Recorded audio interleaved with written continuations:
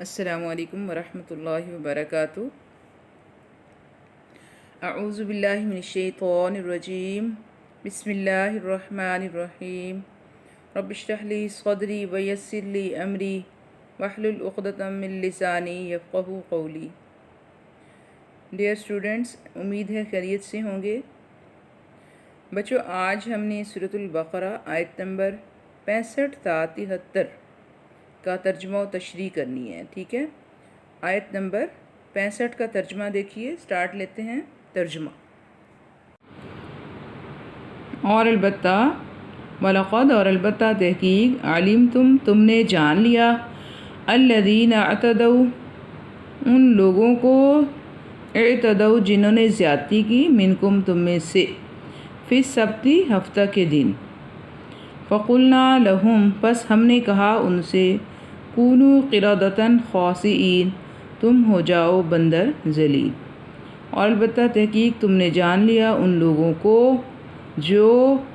اعتدوا جنہوں نے زیادتی کی، منکم تم میں سے، فی السبت ہفتے کے دن، فَقُلْنَا لَهُمْ کونوا قردۃ خاسئین پس ہم نے ان سے کہا کہ تم ہو جاؤ بندر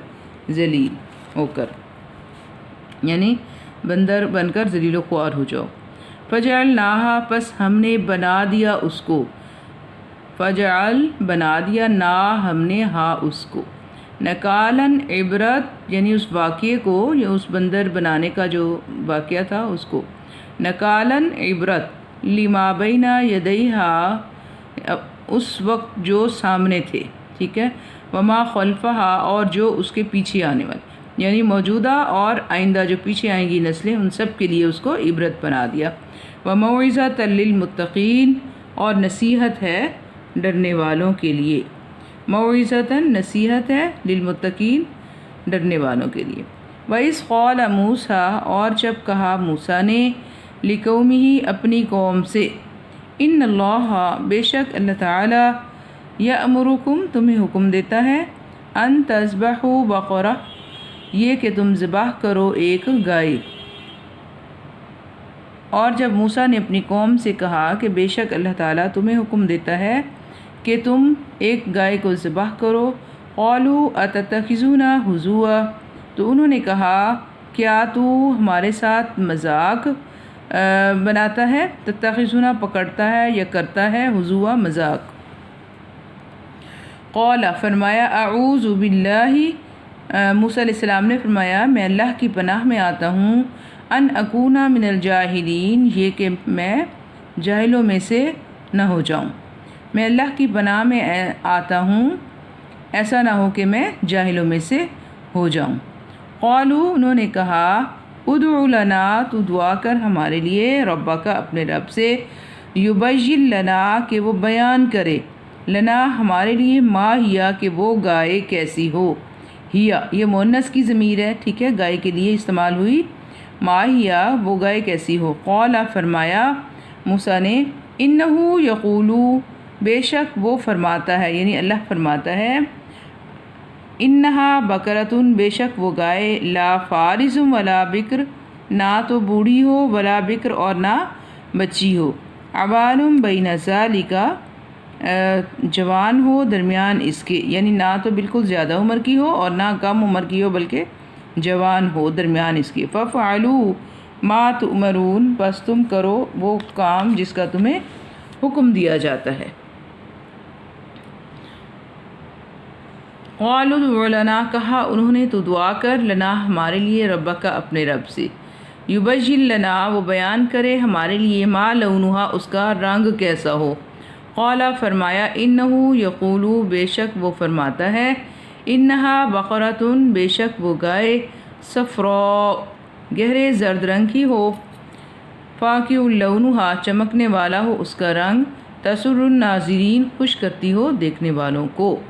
فرمایا موسیٰ نے کہ بے شک وہ فرماتا ہے، یعنی اللہ فرماتا ہے کہ بے شک وہ گائے زرد رنگ کی ہو،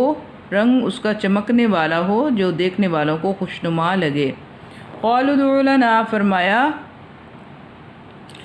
قالوا انہوں نے کہا، ادع لنا تو دعا کر ہمارے لیے، ربک اپنے رب سے، یبین لنا کہ وہ بیان کرے ہمارے لیے، ما ہیا کہ وہ گائے کیسی ہو،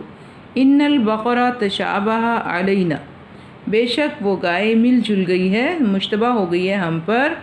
وَإِنَّا إِنشَاءَ اللَّهُ لَمُهْتَدُونَ، اور بے شک اگر اللہ نے چاہا تو ہم ضرور ہدایت پا لیں گے۔ قال فرمایا، انہو یقول، بے شک وہ فرماتا ہے، انہا بقرۃ، بے شک وہ گائے، فی انہا بقرۃ لا ذلول، لا ذلول کہ نہ اس لا ذلول نہ ذلیل کی گئی ہو، یعنی اس سے کوئی محنت نہ لی جاتی ہو، تثیر الارض، زمین کو جوتنے کی، یعنی جو کھیتی باڑی کرتے ہیں جانوروں سے کام لیتے ہیں تو اس گائے سے کوئی کام نہ لیا جائے، ولا تسقی الحرث، اور نہ ہی وہ کھیتی کو پانی پلاتی ہو، مسلمۃ لا شیۃ فیہا، صحیح و سالم ہو اور اس پر کوئی داغ دھبا نہ ہو۔ قالوا الآن، تو انہوں نے کہا اب تو لایا ہے سچ کو، بالحق سچ کو، فذبحوہا، پس انہوں نے ذبح کیا اس کو، وما کادوا یفعلون، اور نہیں تھے کہ وہ ایسا کرتے۔ وَإِذْ قَتَلْتُمْ نَفْسًا، اور جب تم نے قتل کیا کسی جان کو، فَادَّارَأْتُمْ فِيهَا، پس تم نے جھگڑا کیا اس کے بارے میں، واللہ مخرج، اور اللہ تعالیٰ نکالنے والا ہے، ما تکتمون، جو ہو تم چھپاتے۔ فَقُلْنَا اضْرِبُوهُ بِبَعْضِهَا، پس ہم نے کہا کہ تم اس کو مارو، بِبَعْضِهَا، اس کا بعض حصہ، یعنی گائے کا بعض حصہ اس مردے کو مارو، كَذَلِكَ يُحْيِي اللَّهُ الْمَوْتَى، اسی طرح زندہ کرے گا اللہ تعالیٰ مردوں کو، وَيُرِيكُمْ آيَاتِهِ، اور وہ تمہیں دکھاتا ہے اپنی نشانیاں، لَعَلَّكُمْ تَعْقِلُونَ، تاکہ تم عقل رکھو، تاکہ تم سمجھ رکھو اور فکر کرو۔ جی تشریح دیکھیے بچوں، آیت نمبر 65 اور 66 کی، ٹھیک ہے؟ تو کیا فرمایا اللہ تعالیٰ نے، وَلَقَدْ عَلِمْتُمُ الَّذِينَ اعْتَدَوْا مِنْكُمْ فِي السَّبْتِ، کہ ہم نے اور البتہ تحقیق تم نے جان لیا ان لوگوں کو جنہوں نے زیادتی کی تم میں سے ہفتہ کے دن۔ ان دونوں آیات مبارکہ میں واقعہ سبت بیان کیا گیا، ٹھیک ہے؟ واقعہ سبت، اور اس میں یہ بیان کیا گیا کہ کس طرح یہود جو تھے وہ ہیلہ ترازی کرتے تھے۔ یہ بنی اسرائیل کی تاریخ کا ایک بہت ہی مشہور واقعہ ہے۔ حضرت داؤد علیہ السلام کے زمانے میں بنی اسرائیل جو تھے ایلا نامی بستی میں قیام پذیر تھے۔ یہ بستی فلسطین کے جنوب میں عرب کی شمالی سرحد پر ایک بندرگاہ ہے، ٹھیک ہے؟ آج کل اس کو عقبہ کہا جاتا ہے۔ تو ایلا کے یہودی جو تھے وہ ہمیشہ احکام میں شریعت کی خلاف ورزی کیا کرتے تھے۔ تو سبت یعنی ہفتہ کا دن جو تھا وہ یہودیوں کے لیے ایک متبرک دن تھا، وہ عبادت کے لیے مخصوص تھا، اور اس دن دنیا کا کاروبار اور روزگار جو تھا وہ ممنوع تھا، اور اس کے لیے اس کی خلاف ورزی کرنے والے کے لیے قتل کی سزا مقرر تھی۔ مگر یہود نے اللہ تعالیٰ کے حکم کی پرواہ نہ کی اور مچھلی کے شکار سے باز نہ آئے۔ انہوں نے کیا کیا کہ ساحل کے قریب جو تھے وہ حوض بنا کر ساتھ ساتھ نالیاں کاٹ لیں اس کی، اور اس طرح ان کو سمندر میں ملا دیا۔ ہفتہ کے دن آ کر مچھلیاں حوض میں جمع ہو جاتی تھیں، اور وہ اتوار کو وہاں سے آسانی سے ان کو نکال لیتے تھے۔ تو یہود کی مذہبی ہیلہ جوئی جو تھی اللہ تعالیٰ کو سخت ناپسند آئی۔ یہ جو تھا اپنی طرف سے انہوں نے اللہ تعالیٰ کو دھوکہ دینے کی کوشش کی، اور شریعت کے ساتھ ان کا انتہائی سخت مذاق تھا۔ چنانچہ مسلسل اس قانون شکنی کی وجہ سے اللہ تعالیٰ نے ان کو اپنی ناراضگی کے باعث بندر بنا دیا، یعنی ان کی شکلیں مسخ کر دیں اور بندر بنا دیا۔ جمہور مفسرین کے نزدیک واقعی جو تھے وہ ظاہری بندروں والی شکل بنا دی گئی تھی، اور فی الواقع ان کی شکل جو تھی وہ مسخ کر کے بندروں جیسی بن گئی تھی۔ البتہ ان میں انسانی فہم و شعور موجود تھا، وہ ایک دوسرے کو پہچانتے تھے، روتے تھے، مگر بول نہ سکتے تھے، اور 3 دن کے اندر سب مر گئے تھے۔ لیکن شاہ ولی اللہ محدث دہلوی وہ فرماتے ہیں کہ یہاں بندر بنانے سے مراد مسخ مجازی ہے، یعنی ان کی عادات بندروں جیسی ہو گئی تھیں، جس میں ہرس، لالچ اور بے حیائی اور نکالی وغیرہ جو بندروں کی خصوصیات ہیں وہ پیدا ہو گئی تھیں۔ تو اگلی آیت میں اللہ تعالیٰ فرماتے ہیں کہ ہم نے ان کو موجودہ اور آنے والی نسلوں کے لیے باعث عبرت بنا دیا تاکہ لوگ اس کا تذکرہ سن کر خوف زدہ ہو جائیں اور عبرت پکڑیں اور آئندہ جرم کرنے سے باز آ جائیں۔ تو بچوں، یہ واقعہ ہمارے لیے بھی عبرت کا باعث ہے، مسلمانوں کے لیے بھی باعث عبرت ہے کہ ہم بھی اللہ تعالیٰ کے احکام کا مذاق اڑاتے ہیں اور اس میں حیلت رازیاں کرتے ہیں اور اس میں اللہ کے احکام میں تحریف کرتے ہیں۔ ظاہری تحریف، الفاظ کی تحریف نہ بھی کریں تو عملی طور پر ضرور تحریف کر دیتے ہیں۔ تو بہرحال ہمیں بھی ان تمام حیلہ سازیوں سے اور دھوکہ دہی سے اجتناب کرنا چاہیے تاکہ اللہ تعالیٰ کے عذاب سے بچا جا سکے۔ اچھا جی، اس کے بعد جو ہے آیت نمبر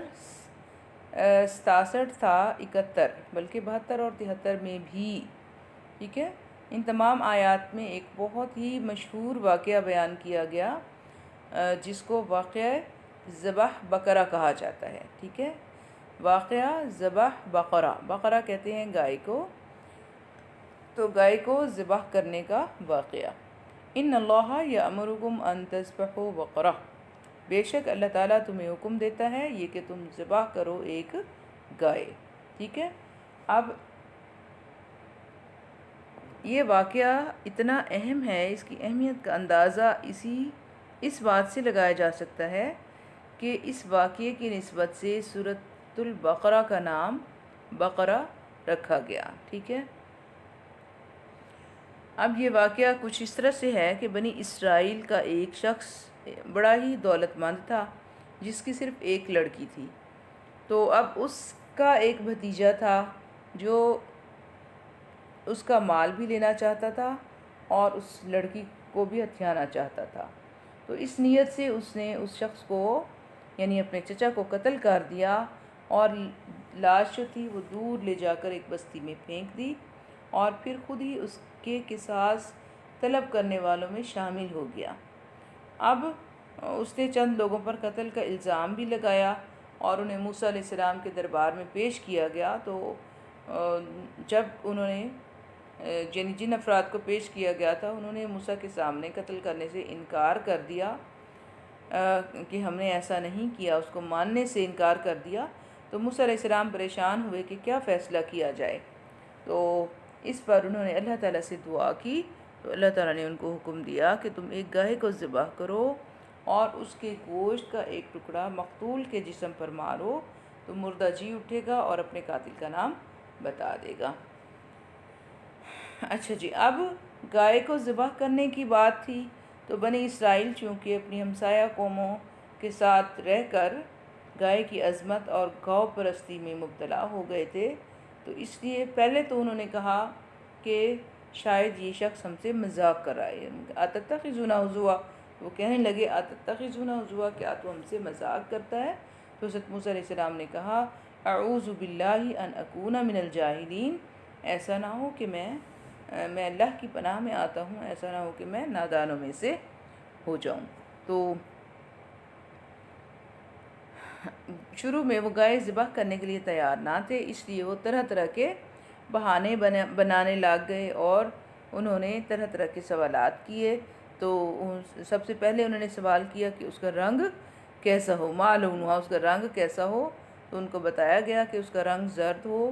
اور ایسا چمکدار خوبصورت رنگ ہو جو کہ دیکھنے والوں کو تسر الناظرین، دیکھنے والوں کو خوش کرتی ہو۔ پھر انہوں نے کہا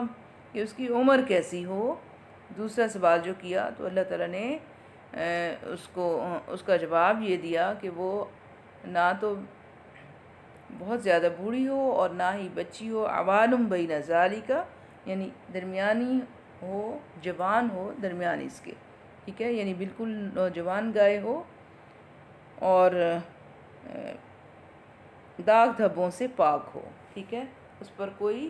داغ دھبا نہ ہو، لا شیۃ فیہا، اس پر کوئی داغ دھبا بھی نہ ہو۔ اور پھر فرمایا کہ وہ مزید انہوں نے پھر سوال کیا کہ ہم پر گائے تو مشتبہ ہو گئی، ہمیں بتائیں کہ وہ گائے کیسی ہونی چاہیے۔ تو اللہ تعالیٰ نے فرمایا کہ وہ نہ تو اس سے کوئی کھیتی باڑی کا کام اس سے لیا جاتا ہو، اور نہ ہی وہ کوئی کھیتی کو پانی پلانے کا اس سے کام لیا جاتا ہو۔ اور جوں وہ قریت کر سوال کرتے رہے، اللہ تعالیٰ انہیں احکام کو مزید مقید کرتے رہے، حتیٰ کہ ان کے لیے وہ گائے مخصوص ہو گئی جسے بنی اسرائیل نے پوجا کے لیے مخصوص کر رکھا تھا، ٹھیک ہے، اور وہ اس کو ذبح نہیں کرنا چاہتے تھے۔ لیکن بنی اسرائیل جب تلاش کیا گیا تو بنی اسرائیل کے ایک نیک آدمی کے پاس مطلوبہ گائے مل گئی۔ آخر چاروں ناچار اس کو ذبح کیا گیا اور مقتول کے جسم پر اس کا ٹکڑا مارا گیا، تو اللہ تعالیٰ کے حکم سے وہ زندہ ہو گیا اور اپنے قاتل کا نام بتا کر دوبارہ مر گیا۔ بنی اسرائیل کے اس واقعے کی اہمیت بہت زیادہ ہے، ٹھیک ہے، کیوں؟ اس لیے کہ اس واقعے سے یہود کی خرابیوں کا مکمل نقشہ سامنے آ جاتا ہے، ٹھیک ہے، کہ وہ کس طرح سے اللہ تعالیٰ کے احکام کی نافرمانی کرتے تھے اور کس طرح سے اس میں ہیلہ سازی کرتے تھے اور بہانے بناتے تھے اور مذاق اڑاتے تھے اس کا۔ تو ان کی تمام خرابیوں کا ایک مکمل نقشہ سامنے آ جاتا ہے، جس کی وجہ سے انہیں قیادت اور پیشوائی سے معزول کر دیا گیا، ٹھیک ہے۔ تو اس واقعے کے اندر بنی اسرائیل کی کچھ خرابیاں بیان کی گئی ہیں، جو کہ ان کے اندر کچھ انفرادی خرابیاں تھیں اور کچھ ان کی اجتماعی خرابیاں تھیں۔ ویسے تو سورۃ البقرہ میں جو 10 رکوع اللہ تعالیٰ نے بنی اسرائیل کے واقعات کے لیے مخصوص کیے ہیں، ان کی تفصیل کے ساتھ ان کی عادات، ان کی نافرمانیاں، پھر ان کی سزاؤں کا ذکر ہے، ٹھیک ہے۔ تو آئیے ہم دیکھتے ہیں کہ ان تمام آیات کے اندر بنی اسرائیل کی کون کون سی خرابیاں بیان کی گئی ہیں، ٹھیک ہے۔ تو سب سے پہلے جو ہے ان کی انفرادی خرابیاں تھیں۔ انفرادی خرابیوں میں کیا تھا؟ قتل ناحق، کہ وہ لوگوں کو ناحق بغیر وجہ کے قتل کر دیا کرتے تھے، حتیٰ کہ نبیوں کو قتل کرنے سے بھی باز نہیں رہتے تھے۔ پھر قطع رحمی، یعنی جن رشتوں کو اللہ نے ملانے کا حکم دیا وہ ان کو توڑ ڈالتے تھے، ٹھیک ہے۔ کتمان حق، یعنی حق کو چھپانا، جو حق بات کو چھپانا اور غلط اس کے بدلے جو ہے اللہ کے یعنی احکام کو چھپانا اور اس کے بدلے جو ہے وہ غلط فتویٰ دینا، جھوٹے مقدمات، ٹھیک ہے۔ تو جس شخص کی مخالفت کرنی ہوتی تھی اس کے خلاف جھوٹا مقدمہ کر دیا جاتا تھا، بے گناہ پر غلط الزام، ٹھیک ہے۔ تو اس طرح جو ہے یہ بنی اسرائیل کی انفرادی خرابیاں تھیں، اور اس کے بعد کچھ اجتماعی خرابیاں بھی تھیں کہ وہ کس طرح سے من حیث القوم یا من حیث الجماعت ان کے اندر جو خرابیاں تھیں، ٹھیک ہے۔ تو اجتماعی خرابیوں میں جو ہے احکام شریعت میں ٹال مٹول، جیسا کہ اس واقعے سے ظاہر ہوتا ہے کہ اگر وہ اللہ تعالیٰ کے حکم کو مان لیتے اور کوئی ٹال مٹول نہ کرتے تو ان کو کوئی بھی گائے پکڑتے اور اس کو ذبح کرتے تو ان کی جو تھا ان کا مطالبہ پورا ہو جاتا، قاتل کا نام بھی پتہ چل جاتا، لیکن انہوں نے ہیلہ سازیاں کی اور طرح طرح کے بہانے بنائے، ٹال مٹول کیا، تو اللہ تعالیٰ نے ان کے لیے گائے کو مخصوص کر دیا۔ اس کے بعد بلا جواز غیر ضروری سوالات، ٹھیک ہے، وہ بھی اس واقعے سے ہمیں پتہ چلتا ہے کہ انہوں نے کیسے انتہائی غیر ضروری سوالات کیے۔ اور شریعت میں ہماری شریعت میں بھی غیر ضروری سوالات کرنا جو ہے انتہائی ناپسند ہے، ٹھیک ہے۔ اللہ کے نبی صلی اللہ علیہ وسلم کو جو ہے آپ صحابہ کو فرمایا کرتے تھے کہ جب تک میں تمہیں روکے رکھوں تم بھی روکے رہو، یعنی جس چیز کی تفصیل میں بتاؤں تو ٹھیک ہے، اگر میں نہ بتاؤں تو اس کے بارے میں مزید قرید کر سوال مت کرو، ٹھیک ہے۔ جیسا کہ نبی کریم صلی اللہ علیہ وسلم کی مجلس میں ایک شخص جب آپ نے فرمایا کہ اے لوگو تم پر حج فرض ہے، تو وہ شخص کھڑا ہو گیا اور کہنے لگا یا رسول اللہ کیا ایک مرتبہ فرض ہے؟ تو آپ خاموش رہے، 3 مرتبہ اس کے سوال کرنے پر آپ خاموش رہے۔ بعد میں آپ نے فرمایا کہ اگر میں ہاں کہہ دیتا تو تم پر واجب ہو جاتا، ٹھیک ہے؟ تو اس لیے اس طرح سے غیر ضروری سوالات نہیں کرنے چاہیے۔ اور اس کے بعد اللہ کے احکام کا تمسخر ہے کہ وہ کس طرح اللہ کے احکام کا مذاق اڑاتے تھے اور اس ہنسی مذاق کا نشانہ بناتے تھے، اور پھر نبیوں پر بدگمانی کرتے تھے اور نبیوں کے ساتھ گستاخانہ کلام کرتے تھے، اور خبث باطنی میں مبتلا تھے، یعنی اندر سے جو ہے وہ اللہ اور اس کے احکام کے لیے، شریعت کے احکام کی پابندی کے لیے مخلص نہ تھے۔ پھر شرک، اللہ کے ساتھ وہ شریک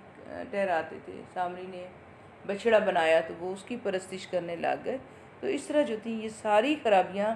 جن کا ذکر سورۃ البقرہ میں کیا گیا، ہمارے لیے بھی درس عبرت ہے کہ ہم بھی کوشش کریں کہ اپنے اندر ان خرابیوں کو پیدا نہ ہونے دیں، ٹھیک ہے؟ اچھا جی، اس کے بعد جو ہے اگلی آیت میں فرمایا وَإِذْ قَتَلْتُمْ نَفْسًا فَادَّارَأْتُمْ فِيهَا، آیت نمبر 72 میں، کہ جب تم نے قتل کیا ایک نفس کو اور بس تم نے جھگڑا کیا اس کے بارے میں، وَاللَّهُ مُخْرِجٌ مَا كُنْتُمْ تَكْتُمُونَ، اللہ تعالیٰ نکالنے والا ہے جو تم ظاہر کرتے ہو۔ تو اس میں وہی اسی واقعے کا جو ہے بقیہ حصہ اس آیت میں بیان کیا گیا ہے کہ اللہ تعالیٰ جو ہے